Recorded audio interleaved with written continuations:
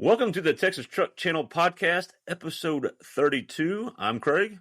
I'm Brian.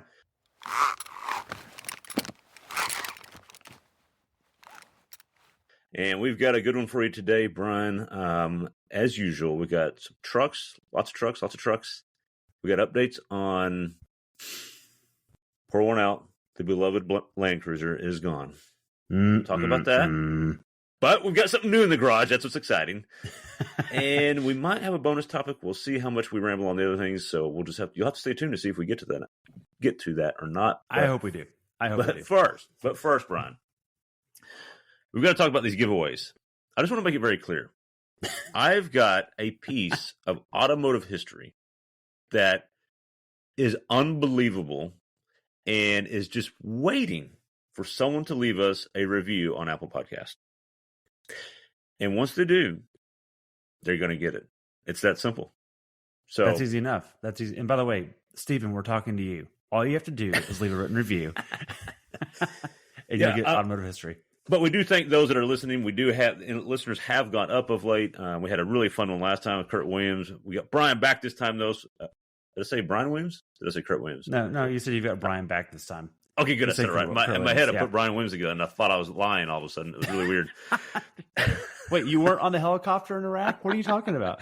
No, I really was in Salt Lake City. I promise you guys. Brian really was on vacation. That was true. And again, we're back. We're reunited.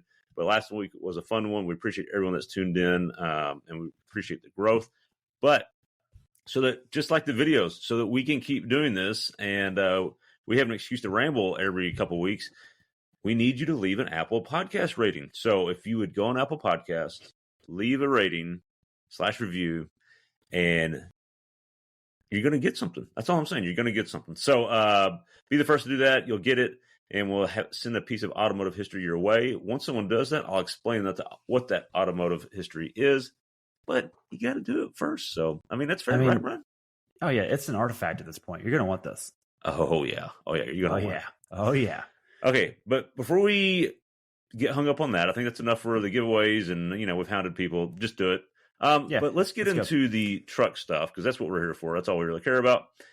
Talked a lot about Land Cruisers last week. I've got good news for you. We'll only talk about them a little bit more on this episode, but then after that should be it for a while. Then we're done. I'm going to put a pause on all Land Cruiser talk for a minute. I'll see if I can sneak it in anyways. But anyways, okay. I digress. Let's move on to an actual truck, a truck that sells a lot. That's called the Chevy Silverado 1500. And in particular, Brian, that is the ZR2 AEV edition, which I think is pretty special. You forgot a word. Did I forget? Oh my gosh, what did I forget? The bison. You forgot the bison. Gosh. Yeah. AEV bison. All these animals, it's very confusing. Bison, who picked bison? What is that? I don't understand it. Wow. AEV did, apparently. Who knows? Like rhino, or I guess bison's tough. I don't know. Whatever. Rhino was taken by someone else, probably. You're probably right. Yeah, whatever. Yeah. But it was a fun truck. It was really cool. The review for that is up on the 0 to 60 in road test. Is the hill climb on that yet? They're both live now. Yep. Both live, so you can go get them. Well, let's talk about how it did and what we thought about it. Brian, you spent more time in that truck than I did, and we talked about it a little bit on another episode when we got into the four-wheeler talk and when you got stuck in the mud. This was the support rig for that. I forgot. Yeah. Yes. So I want you're going to have to lead most of that discussion and let us know what you think about it. So just tell us what it was and what we thought about it. Okay. Yeah. So if you've seen our review, you're going to hear me repeat a few things, but by and large, I felt like this was really channeling the first generation Ford Raptor. I know I always bring things back to Raptor when I can, whether I should or not, but I do. That applies here too. And what I mean by that is naturally aspirated 6.2 V8. That's the same as the original Raptor. The ride quality is not active, meaning it's not changing, it's dampening like the other newer Ford Raptors do with live valve. So it's a static valve. Now it does adjust, but it's not like actively wide. It doesn't have a big swing in what it does. So it's pretty consistent to the driver feedback. The transmission shift logic is very similar to Ford's 6-speed of yesteryear, even though it's 10-speed. So I kept getting these vibes coming back, crew cab, short bed, all these things that we liked about the first gen Raptor. This was doing all of that really well. And I like that. The only difference is I think it's even quieter of a cabin. I took it all the way to Houston. It had the Goodyear, I think it was the Maximum Track Wrangler Terrains or something like that. It's the more aggressive than the Maximum Traction actually that we keep getting, but it's not as aggressive as the Duratrack. And man, it was quiet on the highway, and it felt like it had just as much grip in the mud as the Duratrack does. So I was really impressed with that. That was a good selection of tire. You and I geek on tires a lot. That worked really well. That one was a fun tire. I like that one a lot. Look, BFGs are great. We love KO2s. KO3's out now. But this is maybe yours, and I's favorite Goodyear we've had so far. It was very nice. Oh yeah, and I think we've had all the Goodyears, at least in the truck segment or in SUV segment so far. It's a good tire, man. I would. Look, if your KO2 wasn't in stock or the price was a big difference, and I think they're about the same price, I would not hesitate on the Goodyear. I think that particular one was really good. But let's get into more to the Bison stuff, Craig. The AEV specific. So ZR2, here's what you get with the Silverado ZR2, and this is your base thing that you get. And before you get into that, and just so people know what AEV is, I think it's American Expedition Vehicles is what it stands for, something like that. Yeah, that's right. And they are historically known for making the big power wagons or Ram heavy duty diesels, and they put 40s on them. They put these lifts on them and all this protection and armor. And they also do a lot of Gladiator and Jeep stuff. But they've also they invented the Gladiator before Jeep made it a concept vehicle. You know, the Wrangler pickup, they brought that back before Jeep did. They're actually selling good point. Yes. Yeah. So they've got a little bit of a history of doing this, and their builds, they don't mess around on their builds. Here's what I would say, because I don't want to gloss over this. Australia gets all the credit in the world for everything, overlanding, right? Right. Look, and they deserve it. I'm not saying they don't. Good for them. I'm proud of them. But look, the U.S. is cool too. We got a lot of cool off-road spots. We can do some stuff too. And the Australian equivalent of AEV is ARB. So you'll hear a lot about how great ARB is, and the bumpers are good, and they actually test them with the manufacturers and the OEMs. AEV is the U.S. version of that. That's pretty cool. Totally. So, no, good point, man. And I'm glad you put that out there, because ARB is a well-known brand here as well as Australia. It's already an established brand. But AEV is our homegrown version of that. And it's just as good, I think. But let's get into what the ZR2 is on its own, because we actually haven't had the ZR2 non-Bison on loan before.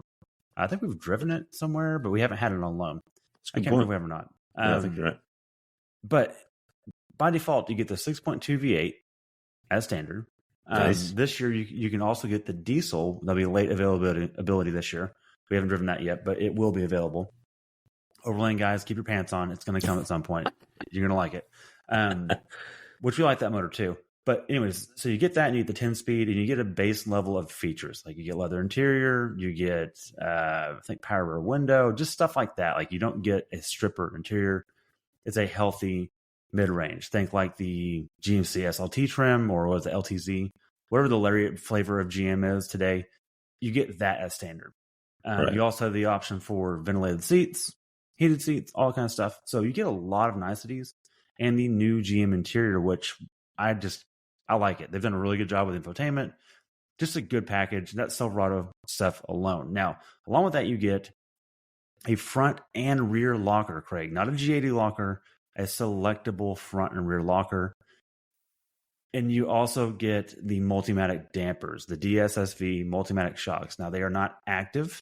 They don't have wheel speed sensors and ride height sensors and G sensors and all that stuff.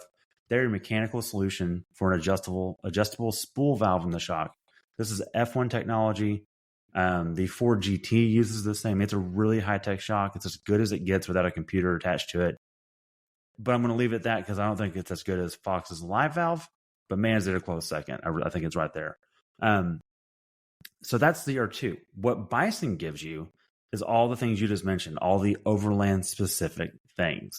Because to me, the ZR2 is like the ultimate trail rig for full size. Raptor and TRX are Baja monsters, they're super trucks. That's not what this is. It may cost a lot still, but it doesn't cost as much. And its goal is to be front and rear lockers. It can crawl over stuff and do long distances because it has big fuel tanks, full size truck. You can put a camper in the back, all the kind of stuff you want to do. AEV gives you protection. It gives you skid plates over everything that's important, including the rear axle itself has a skid plate, which I don't think any OEM truck does that besides this. Look, not flimsy skid plates. No, these are legit. They are. I have to pull specs on them later, but they're thick. I mean, they're up there. You can hit these things with a ball peen hammer, and it'll just break the hammer. Probably it's stout. And like the lower front sump, they've got this thing protects the steering rack and protects the front diff and the oil pan and transfer case and transmission and fuel tank and everything. It's one of those rigs where you go, man, there's a rock garden. This is going to be noisy, but I'm going to go through it anyways. And it's just going to do it. It's not going to matter. Just go. It just won't matter. Yeah. It's designed to get scuffed and it goes. It also has rock rails as standard. This is not a dealer add-on or an aftermarket add-on. It's just how the Bison comes. It has is this. Not an appearance package other than the black on the tailgate, which you didn't like. But other than that. Which was dumb. Yeah, I'd take that. That's just vinyl. I'd pull that off. It looks really stupid. But I get it. They wanted to, that's a good point. The tailgate was like, hey, we need to stand out more. We're competing with graphic packages on Raptors and TRXs and all those goofy ball guys.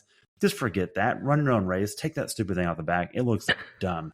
Or if you're going to do it, put like a mountain terrain or something. Do something. I would have liked to seen a big bison like charging at you on the back of it. That would have been cool. I'd love like a bison hoof print. So you wonder if it's a cow or a bison. Or how about this? Do you remember back in the day, back in the late 80s, maybe early 90s, like a Chevy or Ford truck would be driving through town, and on the back glass, if it didn't have a split rear window, there would be like this design. It would either be an American flag with a bald eagle or like a bass.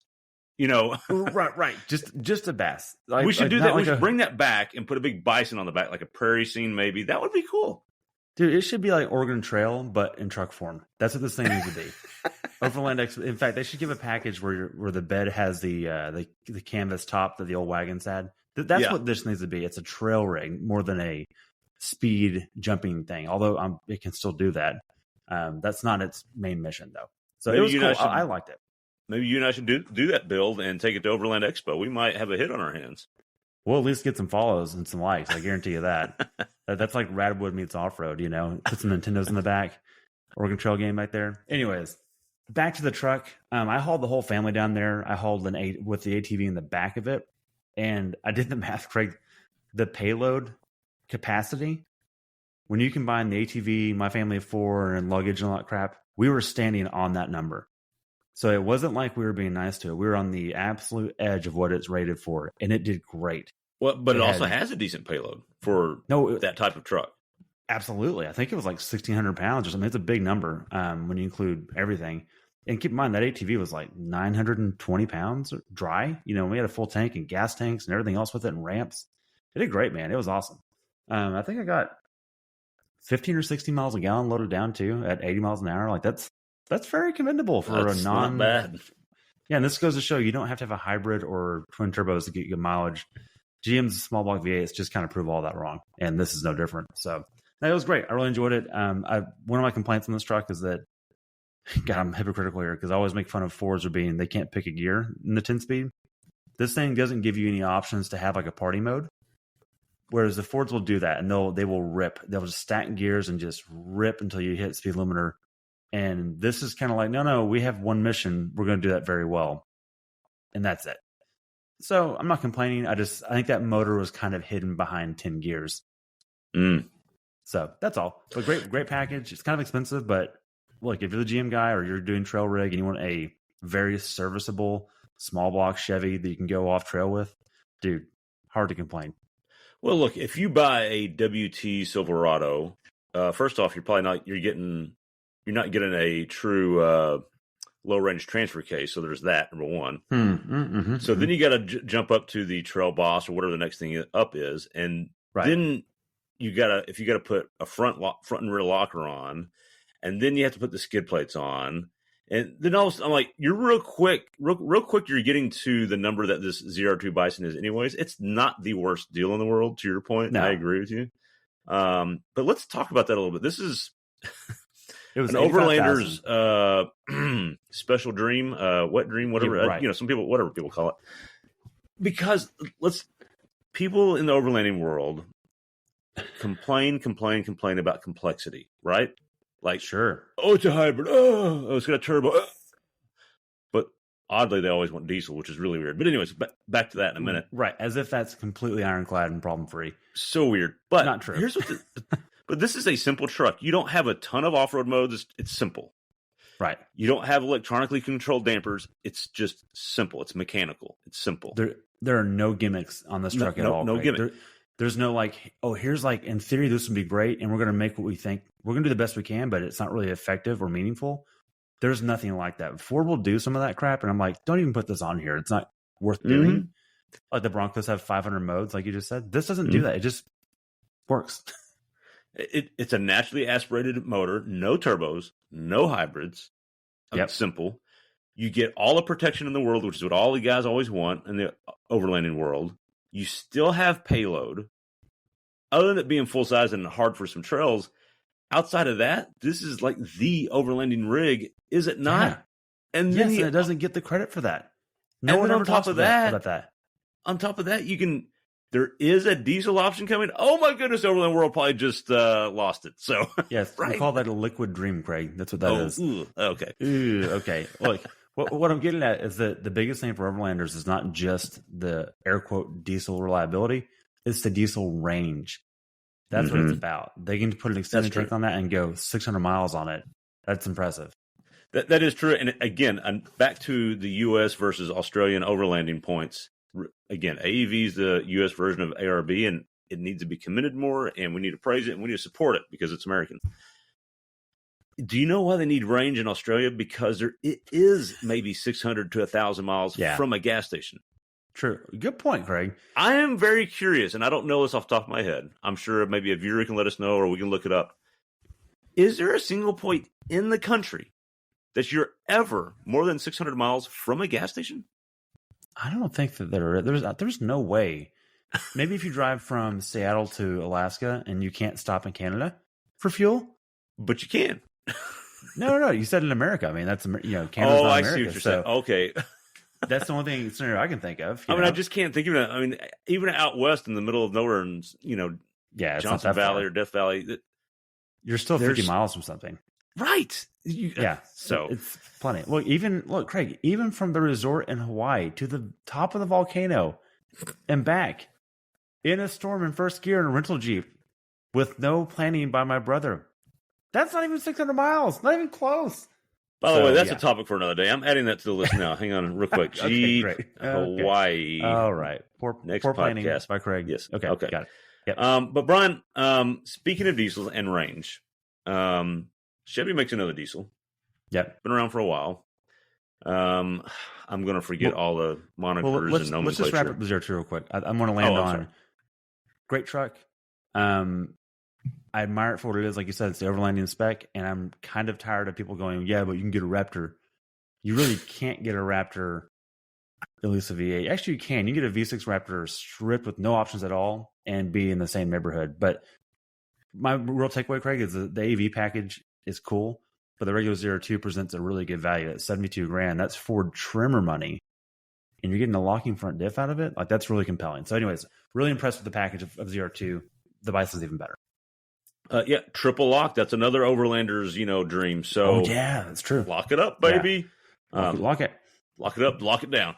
Okay, moving on to the. We're still talking about trucks.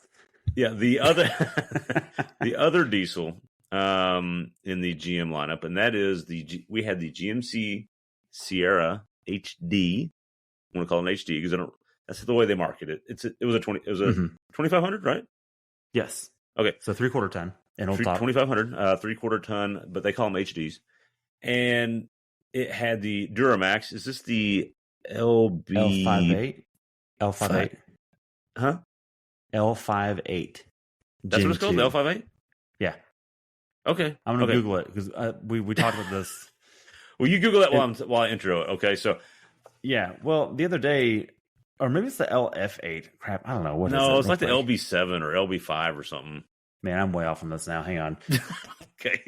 Anyways, while Brian's looking that up, it was the 2023 or 24, I don't know which one, GMC Sierra HD. Oh, I've got it. Denali. It's the Ultimate. Hang on. Denali Ultimate with the Duramax, and it was quite fancy. It came in at what, $95,000? Yes. $10,000 more than the Bison 02.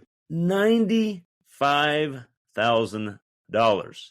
And it didn't even come with a sandwich, dude. And look, I think it's very known on this channel that you do not like diesels a lot. They drive you crazy. You think they're maybe overrated. Yeah, for my usage, they make no sense. And for a lot of people's usage, they make very little sense. And that's except that they add inches. So, but we'll get to that in a second. Yeah, okay. But that diesel, what did you look? You looked it up. What diesel is it? Yeah, it's the L5P. I had it backwards. L5P. I could not remember that. Dang it. I was saying LP5. L5P second gen. So this is the revised one, revised this year. Yes, because it came out in 2017, right? I think it did. And then so this no one's talking revised about this the updates. year. Right. It's revised this year for Gen 2. And so now we get like 975 pound-feet of torque. Yeah, I think it's 975 and 470 horse. Yeah, it's crazy. And one of the things we realized when we were talking about this truck is when you go to the diesel world, you get three. And look, this is one of the things. Look, sorry, Australians. If there's any Australians listening, look, we pine over all the cars y'all get. You know what y'all don't get? These. And this is what America's known for, because we have wide open spaces. Diesels. HD diesels. That's where we're at, and that's what we're talking about. So Ram's got the Cummins, Ford's got the Power Stroke, and GM's had the Duramax for a long time. And here's what I like about the Duramax. It's kind of like the Cummins in that they haven't wholesale changed it. Well, let's go to Ford real quick. Ford has just been all over the map until they finally settled on the 6.7 Power Stroke in-house built. And they solved built. Austrian Ford engineered and built. They went overseas and figured it out. They've solved a lot of problems, and it's gotten much better, and definitely is considered by much more people now. But the Duramax is kind of they've kind of Porsche it or Toyota it, and they've just kept it and slowly tweaked it, refined it, tweaked it, refined it. What's happened is they've ended up with a really good engine now. Yeah, this thing, and it's been good for a while. It's not like it's been bad. It's kind of hold on. It's kind of been good since conception. It's never been horrible. Mm-hmm. Kind of like the Cummins. Right, that's what I'm saying. They never had to start all over like Ford did 5 times. So right, exactly. Yeah, to their credit, but they haven't just stood pat either. They have really improved this thing, and it was smooth. It was quiet for a diesel. Yeah, it was refined. My wife asked if it was gas or diesel. She just honestly didn't know. That's how smooth and quiet it is. And as everybody knows in the diesel world, you're a tune away from who knows how much power, and you can start doing some sled pulls or whatever you want to do. Yeah, whatever adding inches, whatever it takes. Which is it's the diesel 3/4 ton world of it's their drifting. Okay, you like drifting. This is what they do. Okay, totally. So, and it was except that drifting is way better. Let me be clear about that. Yeah, just so we're clear. Right. Okay. And there's like skill involved and ability. Okay, right. This is a truck channel podcast, not the drift channel podcast. I'm just saying, rolling coal doesn't take skill. It just takes a tuner. That's all it is. All right. Anyways, but here's kind of the big takeaway from it, and we'll talk more about. Let's talk about the Denali Ultimate package in a minute and why it costs $95,000. But yeah, it was. Our takeaway is it's kind of the Goldilocks of the 3/4 tons. So the Ram usually has a better ride because you get the coil springs in the 3/4 ton package. Totally. The Ford rides really awful, rough, but has a nice interior and packaging is good and does all the truck things right, and it's overbuilt. Ergonomics and are probably better. The what? Ergonomics are probably better. Yeah, honestly. Yeah, and the axles are just stupid overbuilt. Like go to these Dana 60s and it's just insane what they do now. Sterling axle, rear ends. It's just gets out of control in the Ford world, axle wise. And then GM's they've always got they went to torsion bars and all this, and they get ridiculed for IFS. that. But I'm here to tell you, I think it's the best combo of all of them. It's reliable, it's refined, it's quiet. The new interior, like you talked about in the Silverado, it works. It's great, and it's a good balance of ride and payload. It's the kind of the Goldilocks. It may not be the best at any of them, and I'm going to piss everybody off. I understand with that. Go ahead, keyboard warriors. But it compromises well on everything else. It might be the best package overall, diesel-wise. Yeah, that I completely agree with you. That was my take too, because I also had this truck longer than you did. I drove it to Louisiana, and it's funny. As soon as you hit the state line, and the roads kind of go to crap. In fact, it's funny because when you cross the state line, the roads are good for about 5 miles. Then they go to crap. And this truck found all the crap. I mean, it still rode bad enough for that, But I can tell you right now, if we were in a F-250 or 350, Ford variation, I just would have like idled the whole way there. It would have been so bad. And this made it totally doable. The interior, it did lack some features. I'm sure we're going to go to that in just a second, but it was really well screwed together. It was really quiet on the highway. And I thought it was just a good all around package. Like you said, Goldilocks. It was smack dab in the middle and probably the best compromise, valuing all the things that you want from a truck like that. Right. No, it was. I came away very pleasantly surprised because we didn't really grow up in the diesel world. You and I don't have a use case for the diesel, and so we just don't have a lot of experience with it. But it was nice. It was really good. Yeah. I see why people buy it. Yeah, look, if you're, I'll go back to my old slogan. If you're serious about towing and you tow daily or like several times a week and it's heavy, yeah, consider a diesel. I mean, and they've gotten surprisingly refined that you don't have to compromise like, oh, well, the days I'm not towing, I have to go into the city. You're not going to lose your teeth in the process. They're not that bad anymore. They've gotten pretty good. And GM with the independent front suspension, the steering doesn't compromise at all. Whereas the Ram and the Ford has kind of the solid front axle drawbacks. This doesn't. So that was nice. Right. And to keep the Overland people happy, they're also going to do an AT4X AEV Bison edition of this as well, which is really cool. And a 02 on the Chevy side of the fence. That's right. Cool same deal on the Chevy side. Yeah. So, and look, but the Ram was 600 miles on it as well out of the box. That's just what it was for us. But we had the Denali Ultimate. Not just the Denali, the Ultimate. So it's funny because in years past, Brian, if you had a Denali, that was like the primo. Basically, what GM's done is they realized you can't put Cadillac on a truck. It didn't work. Oh, they tried it before. Good point. Bad plan. Let's just not do that. Yeah. So they came up with Denali, and they run with it. They rolled with it. Started on the Yukons. I think it's the first time I remember seeing it. And now they just let's slap it on the Sierras. Now let's slap it on Acadias. Let's slap it on Canyons. The Canyon.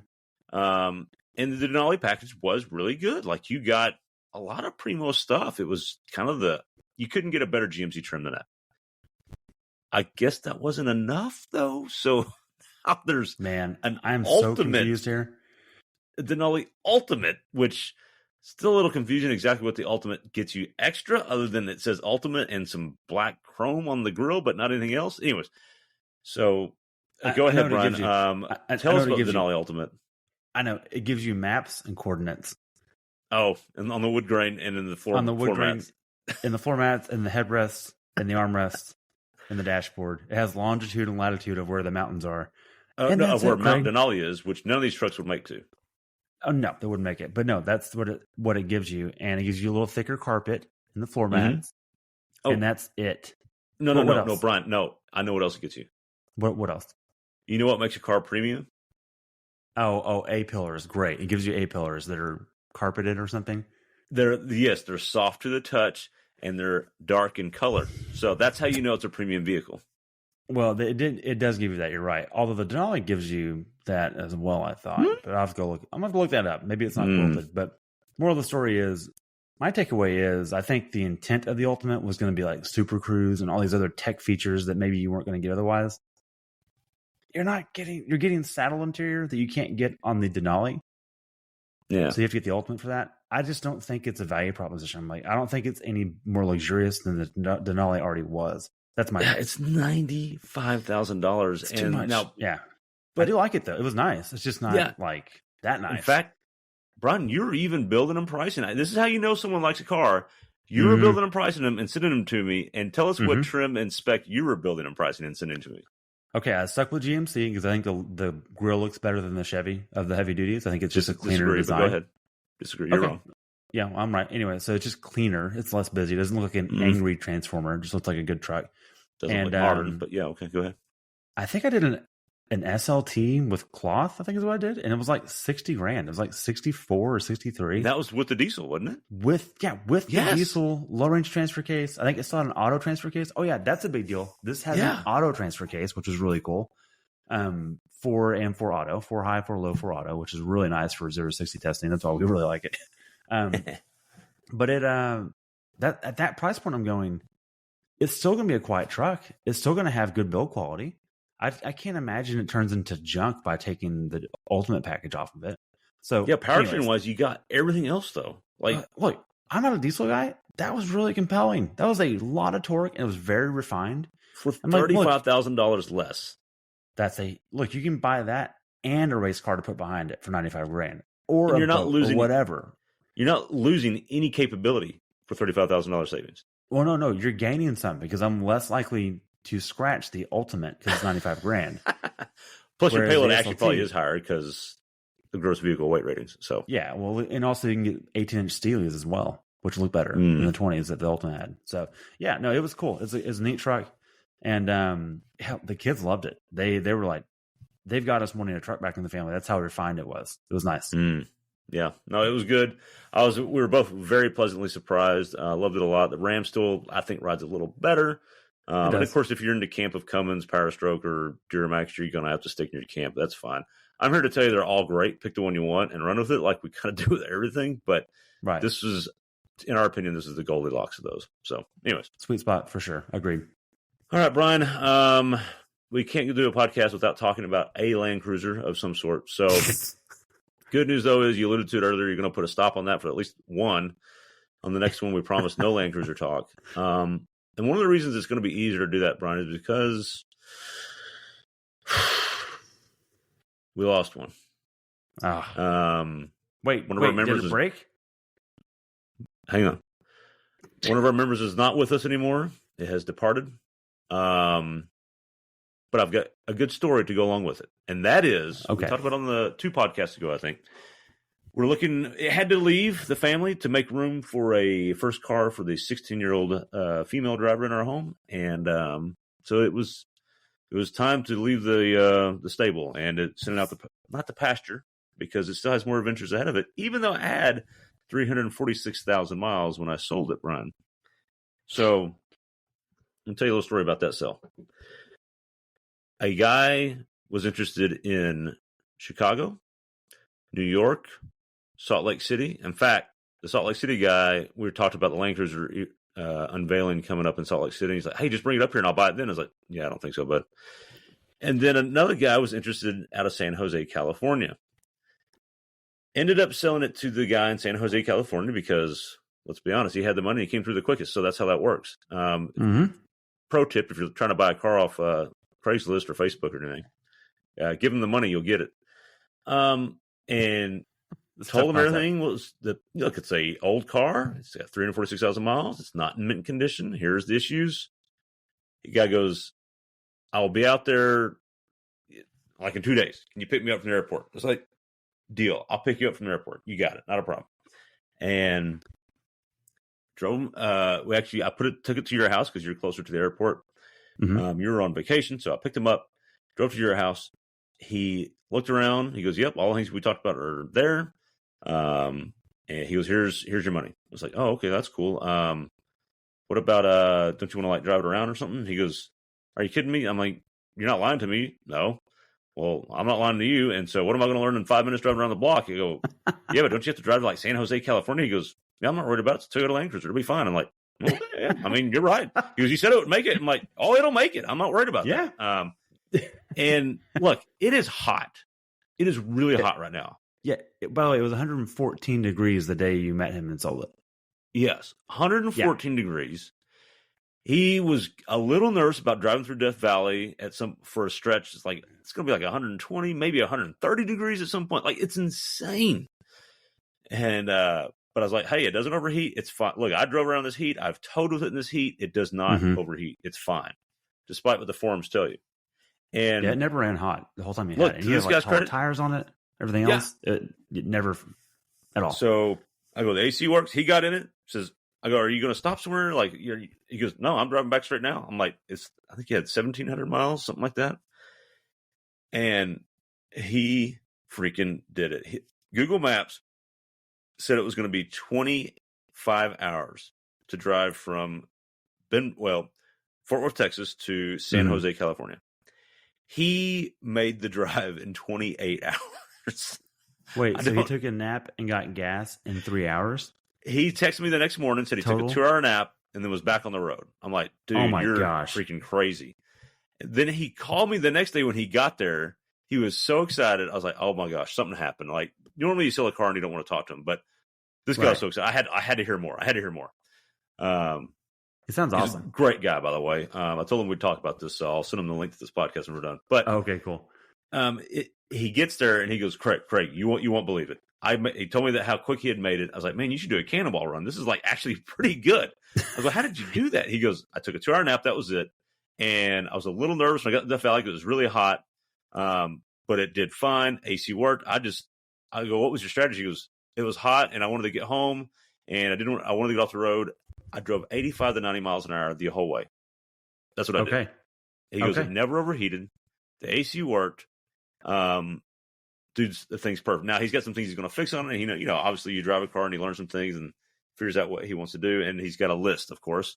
And that's what he's doing. He goes, I want to do this, I want to do that. In fact, he's giving me some updates along the way and he's already going to town on it. And it's not like he kind of wants to do a full restoration, which I'm excited about. And if we get pictures of it down the road, we'll share it. But that's really cool. I'm glad it's gone to not only just to a good another owner, but an enthusiast about it who's going to take it to the end.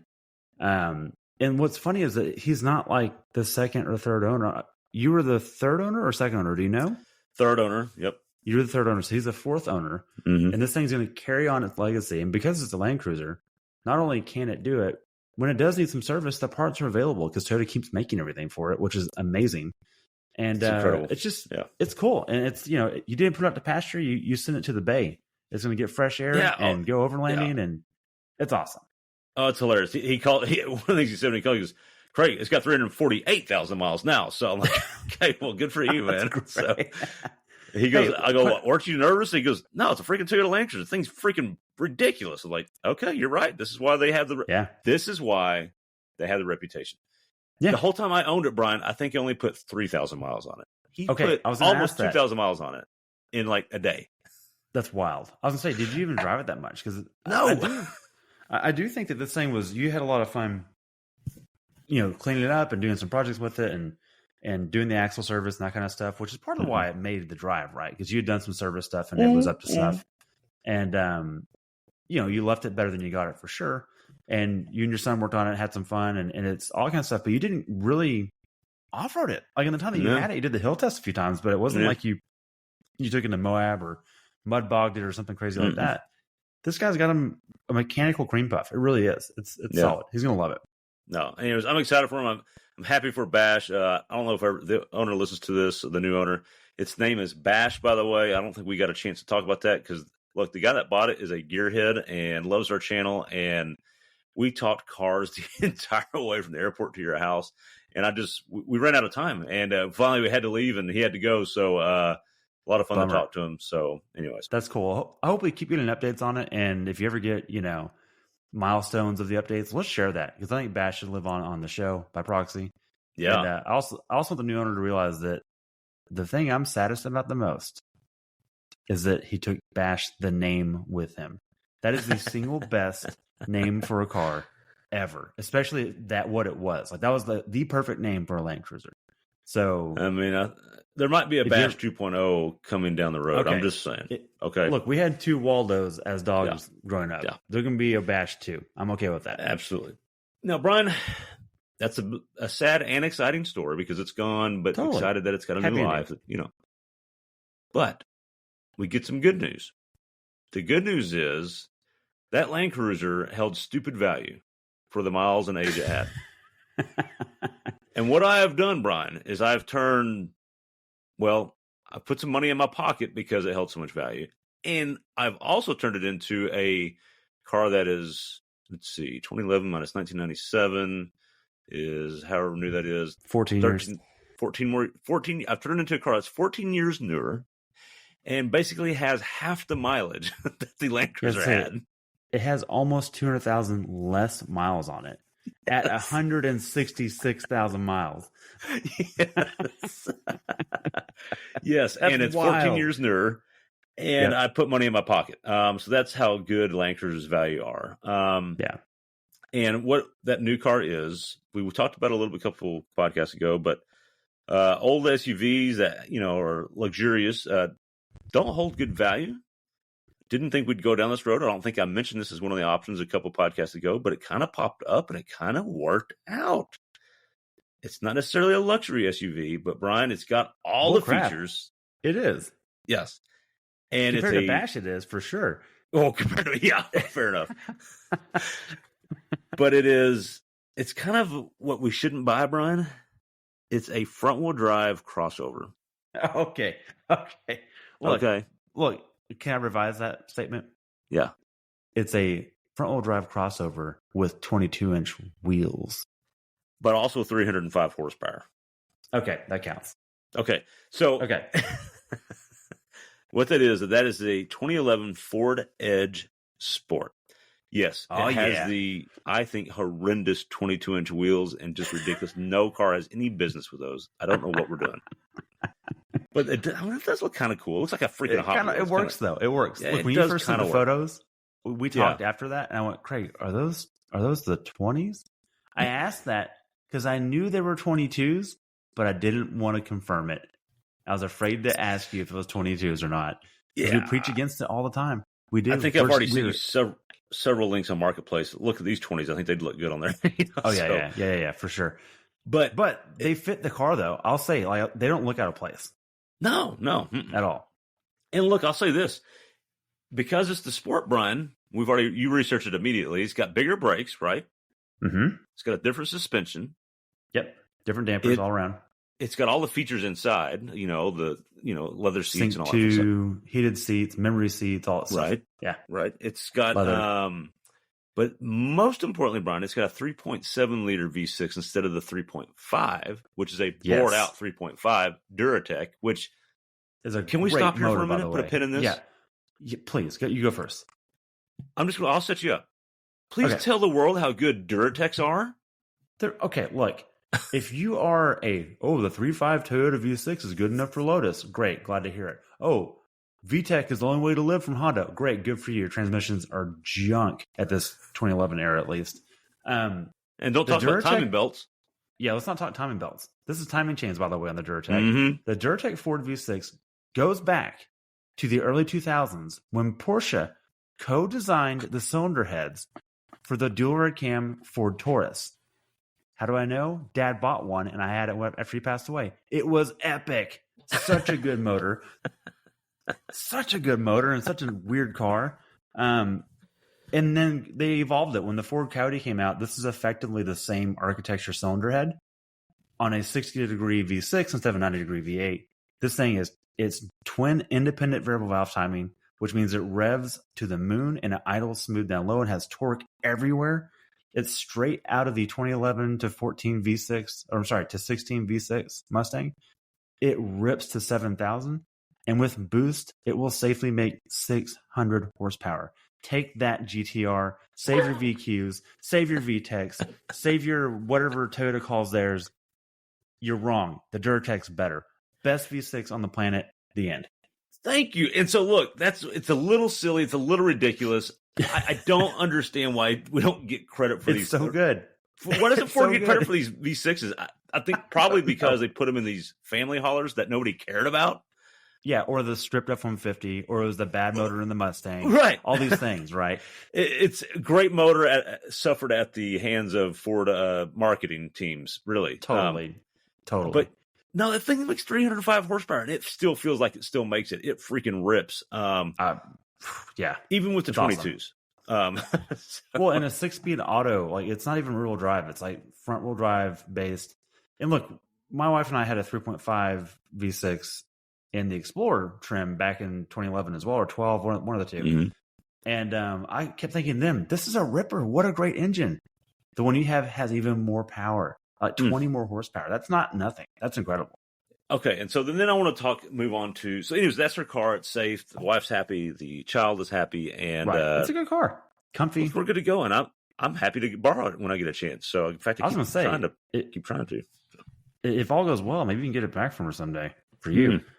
Pretty sweet. So, yeah, it was kind of hard. Yeah, my daughter keeps asking me, is this something you would daily drive? And I'm like, it's a crossover in front-wheel drive. But then I drive it, and I'm like, yeah, I probably should. Yeah, look, the biggest frustrating part about you getting this is that now I keep looking up used edges. So there's Yeah, that. they're pretty I'm cheap. like, Anyways, the value proposition is really there. Yeah. but I want to talk about the fears of the internet world, and that is the forums. The forums yes. or the new Facebook groups is the new one. Yeah. This applies to Land Cruisers as well, by the way. This is not Edge specific. This applies just to every vehicle on the planet. Yeah. Yes. So here's what happens. They tell you that this vehicle is going to explode and grenade itself any moment, at any moment. Immediately. Off the showroom floor, it is going to be a problem. And every vehicle has like one Achilles heel, like because they had a handful that had a problem. All of a sudden, it gets labeled, that's a problem, right? Right. The one for this one, there's no secret, for the 3.5 or 3.7 Duratec in these motors or in these cars, specifically the front-wheel drive applications because of the way they had the package of transmission, mounting it sideways. Anyways, is the water pump will, when it does go, when the seals go on it, which, by the way, it has 2 seals, and they also changed the gear on it in 2011, so I got the better one there. But, the updated one. Yeah, I do have the updated one, so it's a little bit better. It can leak into the block and into the oil pan, and then you get water in your motor and mixed in with the oil, which it's not good for a motor, okay? Yeah, generally not good. Generally but also, not good. A little water isn't that bad. Nah, you want to, but you would like to keep it separate. You want to keep it separate. Of course. But I'm saying a little water ends up in the oil pan. It doesn't like immediately explode. You've probably got a few miles to figure it out. That's all I'm saying. That's all. Well, but the internet tells you it's going to blow up any moment. But here's what I found in researching it, Brian. In 2011, Ford's like, okay, let's make it a little bit better. So they made it a little bit better. We still have to make it internal. That's the way this water pump's designed. It's just the way it works. And reading the forums, and you found several yourself, a lot of these motors are going like 300, 400. I kid you not. 500,000 miles, Brian, on the original water pump. Yeah. The transmission is going to go before that. That means it's not a problem is what that means. Exactly. And it means that Ford updated it. It just doesn't matter. And by the way, every cop car the last 5 years has been an Explorer or a Taurus. Not every, but a lot of them have been. And they just don't have this problem. It's not a known thing. Also, the other thing Ford's done is that if you do your maintenance like you're supposed to, like flush the radiator and change your oil, basically they don't have problems. And they do have a weep hole. So if the first seal goes, you'll see water dripping out of the water pump. That's your clue. Go get it fixed. You still got probably a lot of miles where the second one goes. Plenty. You can drive it home at least. And something else I've learned, Brian. You talked about the VTEC and the Honda and how great they are. The J Series V6, whatever. That's what's in the Pilot. Oh, thank you. J Series. Yeah. Which is great. Sounds fun. It's a ripper too. I love it. Yeah, it's a fun engine. I like it. But it has a timing belt. Well, okay. Yeah, you finish your. I got another thought to add to that. It has a timing belt, which means nobody gives that any crap for that. Which I think, look, a motor with a timing belt just pisses me off automatically. I'm just going to tell you that. Yeah, just timing chain tech is good enough now. You don't need to do that anymore. Belts aren't needed. It's got a timing belt, which means guess what? Every 150,000 miles or less, you're supposed to change a timing belt. What a bunch of bull crap! Which, by the way, serious? People want to talk about the water pump being a problem on the Duratec. Timing belt is just as expensive as that, if not more. And guess what I found out in researching the timing belt pricing and how to do the timing belt?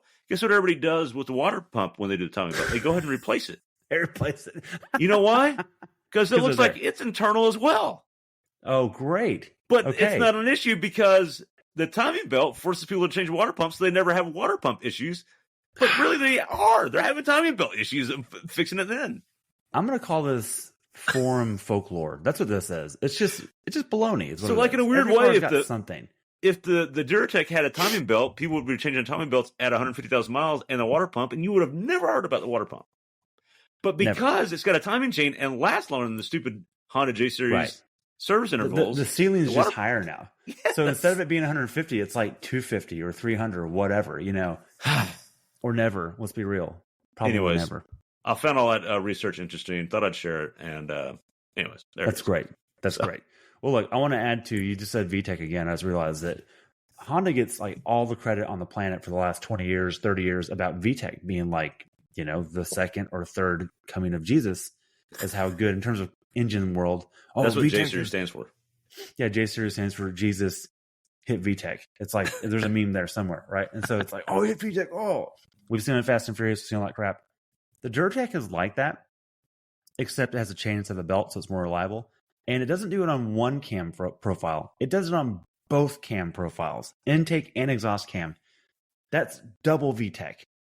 That's what that is. That's double VTEC. So you don't have VTEC, you've got VTEC. It's incredible. So imagine your J series, but much better out of the box. I don't know. I want to go build like a Corvette cart with this motor in it. It just like that would be fun. Dude. Yeah. It sounds like I have sacrilege here. In some ways, it sounds better than the Coyote at Redline in terms of induction sound. Okay. Induction. Okay. Induction sound. Not exhaust. Induction sound. Right. And it sounds way better than any Nissan or Infiniti VQ. Period. The end. Sorry. It does. Okay. It does. Well, and on that controversial topic, we're going to end there. We've run out of time for our bonus topic, but we will save that for another episode. Trust me. Okay. But great podcast. Thanks for listening. Remind the listeners, please leave us a review on Apple Podcasts. That's how we can keep doing this. We want to do more of these because we need to kill a review so Craig can quit bringing up the artifact. And actually, it's really cool. If you want to seriously do it, you'll like it. It's heavy. It's going to cost me some shipping, so you can take your time on leaving the review. It really doesn't bother me. Oh, actually, good point. Yeah, I don't want to pay for that. Yeah. With that, thanks for listening, and we appreciate it as always, and we'll catch you all on the next one. Thanks for listening.